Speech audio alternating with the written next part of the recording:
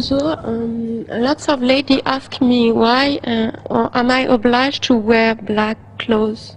And I would like to know why in Islamic... You are not obliged to wear black clothes. No. No. Why in Islamic world most of the lady wears black?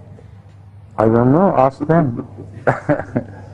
They're not obliged to wear black clothes, but by custom. And also I think the black appears beautiful upon people with fair skins. So it doesn't particularly apply to ladies, it also applies to men.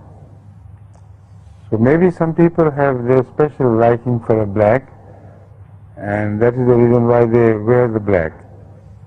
But in Islam it is not mentioned at all that it is essential. During Hajj I noticed too that most of the ladies are or in black or in white. And why there is a hadith who said that the white clothes, your white clothes are the best of all. Why I have seen the ladies mostly wearing black or white. And also during Hajj. Yes. And also it is mentioned in one hadith that the white clothes are the best. White. I don't know which hadith you are referring to.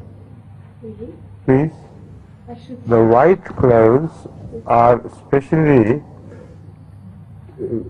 recommended during Hajj, not during other ordinary wear.